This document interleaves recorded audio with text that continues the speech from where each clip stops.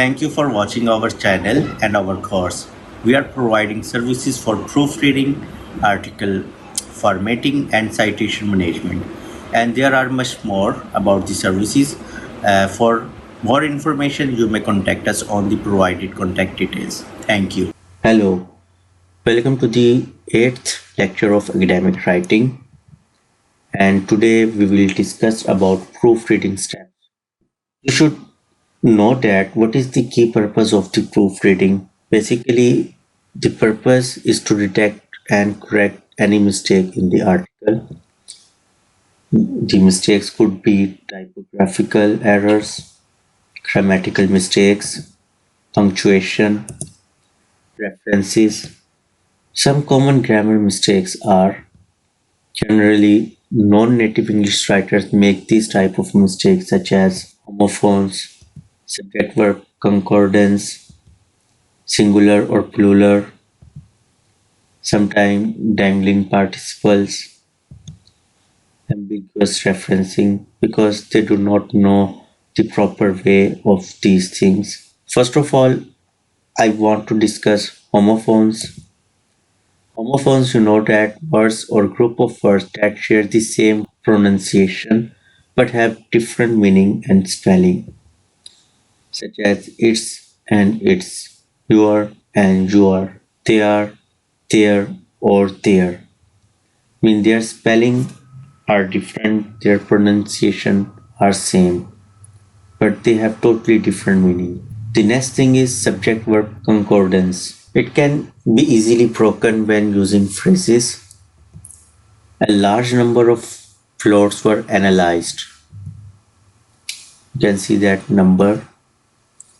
A large number of floats was analyzed because you need to see number. It is singular. So you need to see that subject-verb concordance. Now, singular or plural. Many words in scientific language are plural but confused with singular because these words are coming from the Latin and Greek origin, so they might confuse the non-native speakers. Data is Latin plural for datum.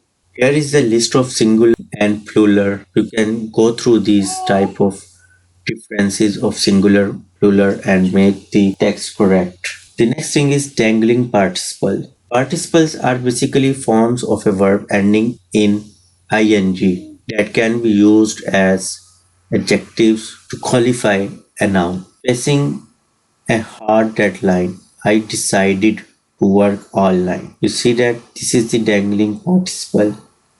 It gives no obvious subject. The next thing is ambiguous referencing. Personal pronouns such as it, they, he, she, him, her, and demonstrative articles or pronouns such as these, that, these, those are good to avoid repetition. Ambiguity basically occurs when the pronoun do not concord with the noun.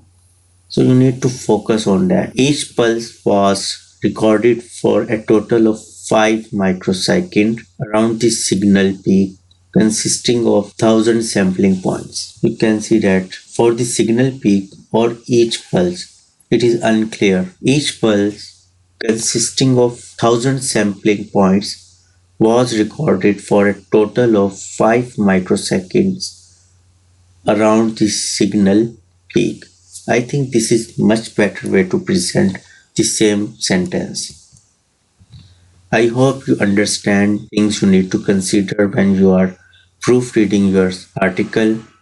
In upcoming lecture, I will also discuss some punctuation, spell check, and citation and bibliographies. So stay tuned with us and give your valuable feedback.